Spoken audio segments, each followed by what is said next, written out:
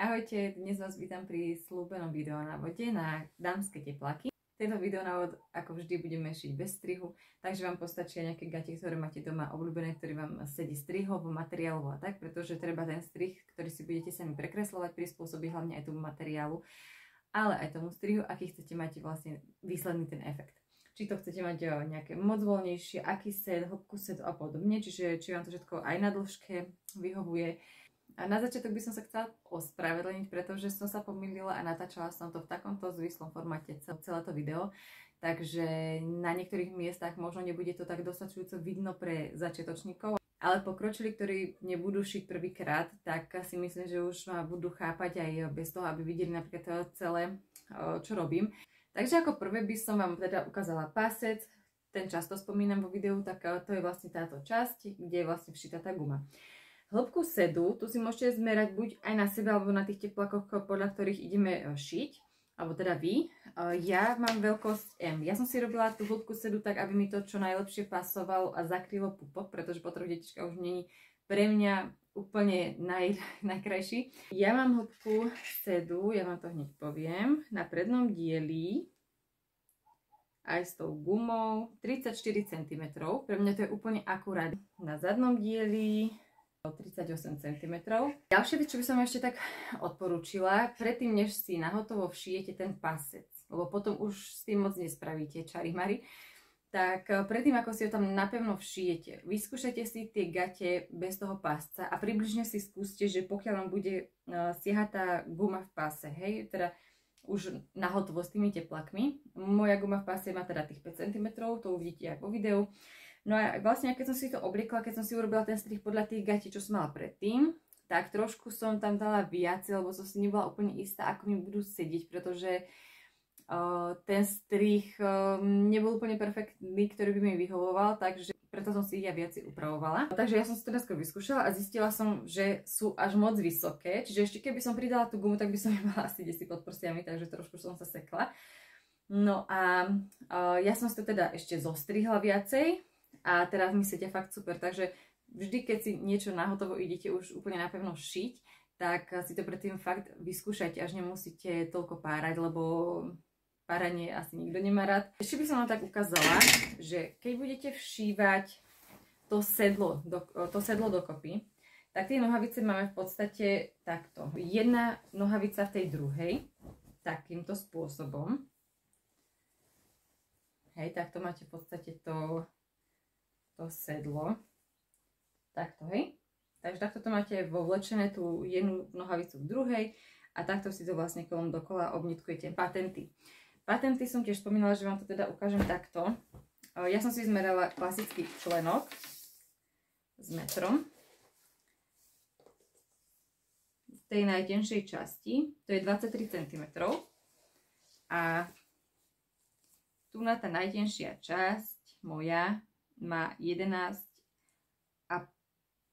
cm, no skoro 12 cm, čiže ja som si to dala tak, aby som to pohodlne prevlíkla cez ten členok a cez celú tú nohu, pretože teplákovina nie je taká pružná ako patent alebo úplet, keby ste si to teda chceli z tohto. Ak máte rovnakú farbu, tak kľudne si to dávajte tak. Ja som rovnakú farbu nemala ani patentu, ani úpletu, takže preto ja som volila tú teplákovinu a prispôsobila som tam vlastne tie miery. A samozrejme treba myslieť na ten strih, alebo teda treba myslieť na to hlavne z akého materiálu idete šiť, pretože tie tepláky, ktoré si obkreslujete, tak musíte jednak prispôsobiť vlastne tomu aj tie miery, hej? Čiže pridať podľa toho tu na vlastne prídavky na švy, aby to zase nebolo až moc voľné alebo až moc obopnuté, hej? Čiže treba myslieť jednak aj na tú pružnosť toho materiálu, aj na typ a hlavne na strih, aký chcete mať ten výsledný efekt. Takže ak máte viacej materiálu a chceli by ste také voľnejšie tie tepláky, také oversize, tak kľudne si pridajte viacej a po prípade si to potom upravíte ešte. Ak niekomu sa páčia napríklad také tie prievlaky, čo sa dávajú túto na šnúrku, tak tie sa všívajú, alebo teda vbíjajú, vtlkajú ešte predtým, ako sa všije ten pásec do tých gatí. Potom už nie. Potom už by ste to nespravili. Takže ak ich chcete, tak myslíte na to, že to treba spraviť ešte teda predtým. Takže ja vám ich asi idem ukázať, že teda ako to vyzerá. Verím, že sa vám bude tento videonávod páčiť a že to bude dostatočne pre vás vysvetlené. Takže takto vyzerajú tie teplaky na mne. Ja si myslím, že tento strih je podľa mňa úplne perfektný. Fakt mi dobre sedia, dobre sa v nich cítim. Nie sú úplne ani obopnuté, ani nejako extra voľné, že by ma nejako extra zoširovali. A hlavne ten pás a výška toho sedu je pre mňa úplne vyhovujúca. Tá guma, vidíte, ja som si ju dala presne tak, ako má vlastne obvod toho pása. Nemusíte bať, že by vám to nejako extra padalo. Ešte som dokonca asi 2 cm dala síce dole, to vám ešte musím povedať. Ale tiež je to vlastne o tom, že si to musíte merať, alebo teda za každým skúšať pred tým finálnym zošitím. Hej? Takže aj keď budete už tú gumu na finál mať takto obšívať, ako som ja tu robila vlastne teda to preštepovanie, tak vždy si to vyskúšajte, či to naozaj sedí tak, ako chcete. Takže ešte raz. A ďalšia vec, váčky sú dosť hlboké. Ja si ich robím vždy hlboké, lebo môj muž má rád hlavne odo mňa gate, pretože čo sú väčšinou kupované, tak bývajú tam strašne malé váčky a telefón mu stále vypadáva. Tu mám aspoň kryt z môjho telefónu, tak vám ukážem. Hej, perfektne. A ja mám teda veľký telefón, takže sa tam dobre zmestí. Ja mám ho, môžem takto aspoň zmerať, že ako asi siaha odtiaľto, hej, treba rátať s tým, že všade sú teda tie prídavky na švy. Tie si vlastne prispôsobujete podľa toho, na akom šiacom stroji šijete. Čiže ak šijete na overlocku, tak stačí takých 0,7 mm. A ak šijete na šiacom stroji, tak aspoň taký centimeter. Takže podľa toho, ako tam idete dávať tie prídavky na švy. Takže takto. 26 cm. A tuto plus vlastne ten pridávok na šev. Tuto nie, pretože tuto vlastne ten pridávok na šev je zošitý. Takže tak. Tu mám vzdialenosť, tu mám vzdialenosť 7 cm a hĺbku 11,5 cm.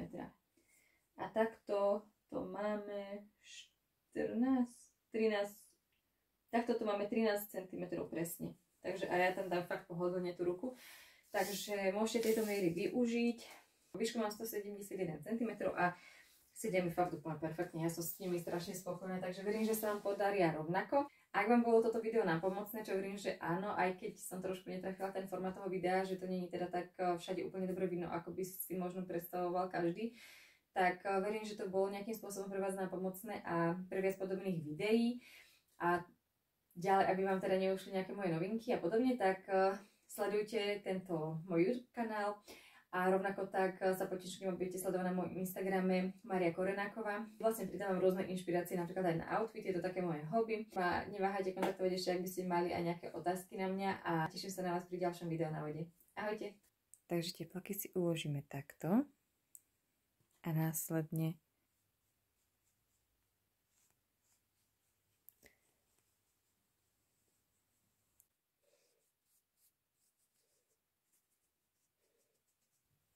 máme vystrihnuté oba zadné diely a ideme si teraz vystrihovať a obkresliť prednú časť. Na prednom dieli si vlastne vystrihneme, aký chceme váčok, aký dlhý a podobne. Ja vám môžem teda odmerať, aké má miery tento trojuholníček, čo som si vystrihla ja. Ešte vám tak spomeniem, obe tie časti, aj predný, aj zadný diel, majú tú časť, čo ide smerom hore do pasa, majú širšiu, hej, myslíte na to, že tam je stiahnuté, že tam sú stiahnuté tie nohavice, alebo teda teplaky gumou, takže preto treba to roztiahnuť tak viac ako keby do roviny, hej, aby to išlo tak súvisle s tou nohavicou. Takže aby ste to nemali takto, pretože potom by vám to naozaj nesedelo. Ale všetko to závisí naozaj od toho, aký chcete mať strih a aký používate materiál. Potom si vlastne vezmete túto vystrihnutú časť a dáte si to znova na látku, ktorú budeme mať dvojmo. Najskôr si to ako keby takto priložíme aj s tou nohavicou.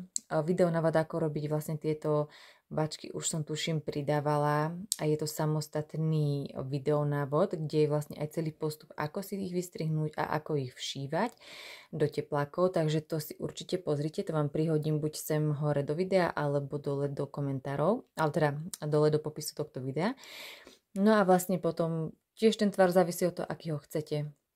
Ak chcete do guľatá, spravte taký. Ja som teraz zvolila tento strih a toto si teda už odložíme.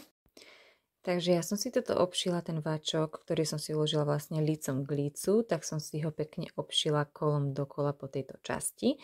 A teraz mám otočenú vlastne predný diel nohavice lícom k sebe.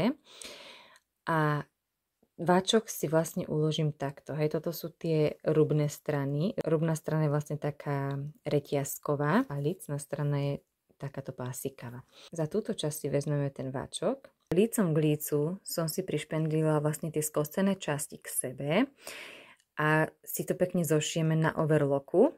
Teda pokiaľ šijete na overlocku, ja idem šiť na overlocku, takže si to zošijem tam.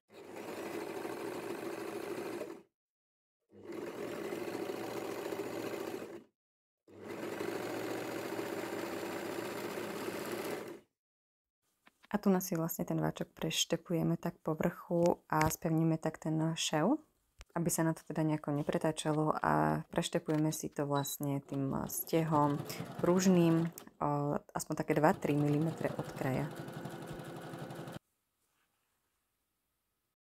A tu nás si vlastne riadne prichytíme aj pár stehmi tieto časti, ktoré sa vlastne spájajú s tou nohavicou, teda to vrecko s tou nohavicou. Pretože pri šití už dokopy tých nohavíc by sa nám to mohlo pohnúť, takže preto ja si to vždy prichytím takto zo pár stehmi. Alebo teda kľudne celú tú stranu toho vrecka, ktorá sa bude následne pripájať k nejakej ďalšej časti tých nohavíc.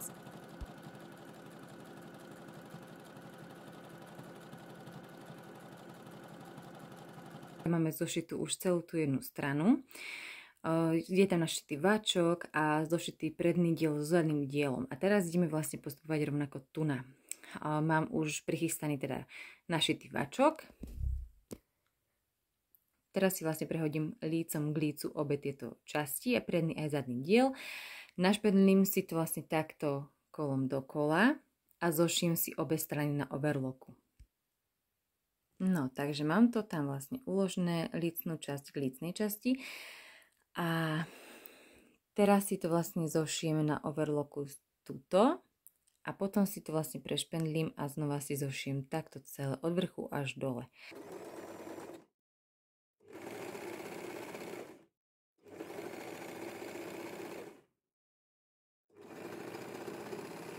Časť, ktorú máme vyvrátenú pekne lícnou stranou k sebe, takže si obchám ruku dnu. A dám si ruku až úplne na spodnú časť a obchám to do tej, ktorá je vyvrátená stále opačne, tou rubnou stranou. Prichytím radšej špendlíkom, až sa mi to nepohne vôbec ani o milimetrík. Takže to si dáme presne šev na šev a prišpendlíme. No a ďalej si prichytíme vlastne takto celé to sedlo na zadnej časti. Celé sedlo máme takto pekne zošpendlené, alebo teda pricvaknuté a pekne si to zošijeme takto celé sedlo naraz overlockom.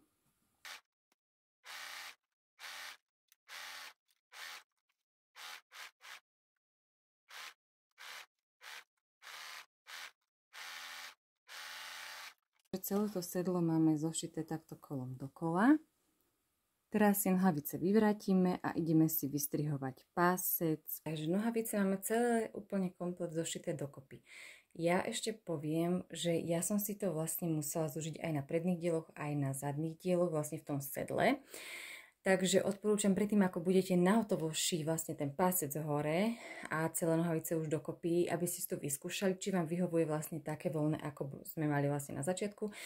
Alebo teda také, ako ste si vystrhli, pretože je to veľmi individuálne a hlavne aj závisí od toho materiálu, aký ste použili, či je dostatočne pružný a podobne, takže aby ste zase nemali taký moc veľký objem na brúšku, pretože ja napríklad to osobne nemám rada, keď mi niečo robí nejaké nafúknuté podbrúško a podobne, takže ja som si to ešte zúžila, asi nejaké 2-3 cm som vlastne dala dole.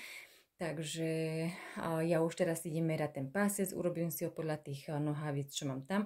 Ja vám dám tú mieru tiež sem, aby ste vedeli. Toto robím vlastne gatie veľkosť M. Guma výška 5 cm, dĺžka je 72 cm. Záleží teda od toho, aký typ gumy idete použiť. Ja mám vlastne toto, ona není až taká úplne pružná, taká trošku, teda je pružná, ale je taká pevnejšia. Čiže tiež závisí od toho, akú gumu. Najlepšie, keď si to primeriete teda k svojmu pásu, aby to neťahalo. A vlastne keď už si ju všijete dnu, počkáte ešte predtým, ako zašijete vlastne ten taký koniec, cez ktorý to prevliekate. Vyskúšate si gate a ak bude všetko OK, nikde nebude tlačiť, nebude to moc voľné, tak vtedy si to vlastne na hotovo zašijete. Takže lepšie, keď si necháte aj navyše tej gumy, tak ideme teda na to. Teraz ideme vystrihovať pásec, ktorý bude dlhý. Rovnako ako budem mať vlastne pásec na teplakoch, aby to mal taký pekný nazberkaný efekt na tých gaťoch. Pásec si zložíme teda na poli a túto časť si zošijeme. Máme to zošité a teraz si to dáme pekne šev na šev. Tú časť si znova prichytíme špendličkom a ideme to teraz špendliť do pása na tých nohaviciach, na teplakoch. Toto máme zadný diel, zadné sedlo a dáme si to pekne šev na šev vlastne s páscom a prichytíme si to špendlíkom, až sa nám to nepohne a ideme to špendliť pekne kolom dokola. Takže vidíte, že nám toto úplne perfektne sedí. Ešte tuto si to prichytím jedným. A budeme si to zošívať kolom dokola na overlocku.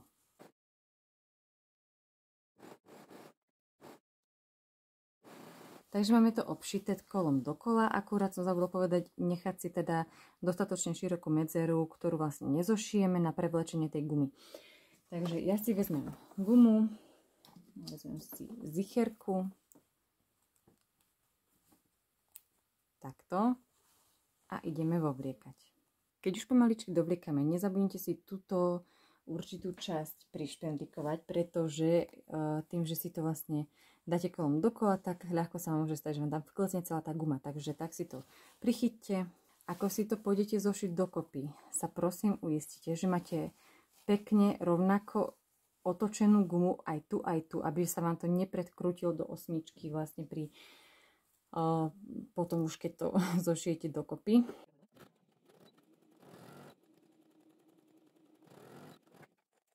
A ide skúška správnosti. Teraz si to pekne vyskúšate, či to sedí, či to nie je moc voľné, či to nie je moc obtiahnuté. A podľa toho už vlastne začistíme tento kraj a potom si urobím takéto pekné okrasné štepovanie povrchu gumy alebo pásca.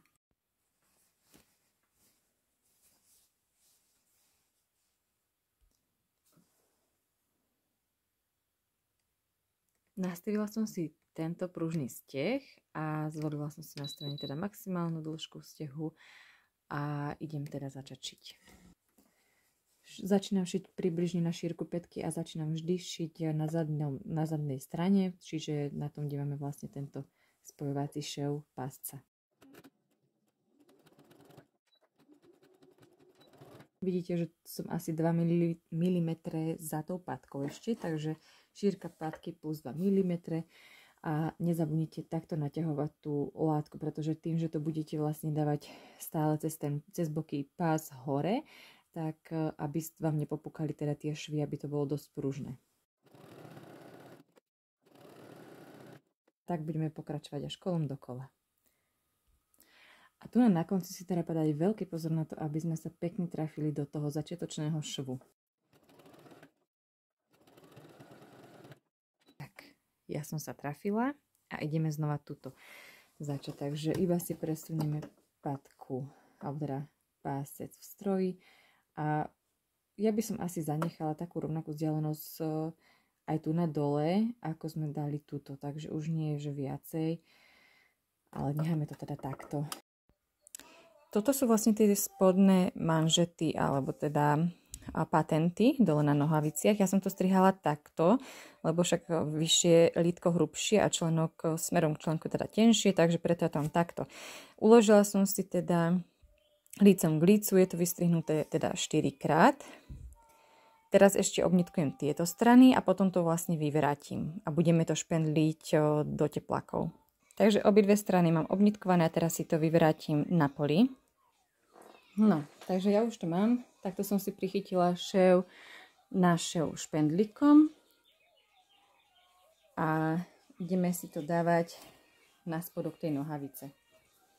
Tiež si to budeme ukladať pekne šev na šev. V podstate takto.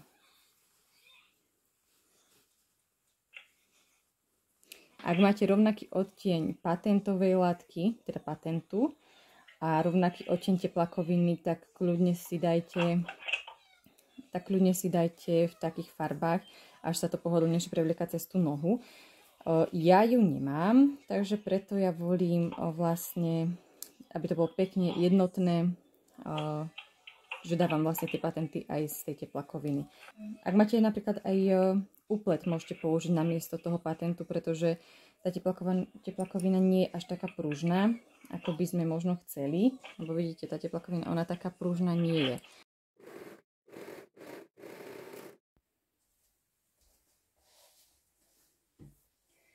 Takže takto vyzerajú tie teplaky na mne. Ja si myslím, že tento strih je podľa mňa úplne perfektný. Fakt mi dobre sedia, dobre sa v nich cítim. Nie sú úplne ani obopnuté, ani nejako extra voľné, že by ma nejako extra zoširovali. A hlavne ten pás a výška toho sedu je pre mňa úplne vyhovujúca. Tak ak vám bolo toto video nápomocné, čo hovorím, že áno, aj keď som trošku netrafila ten formát toho videa, že to nie je teda tak všade úplne dobre vidno, ako by si možno predstavoval každý, tak verím, že to bolo nejakým spôsobom pre vás nápomocné a pre viac podobných videí.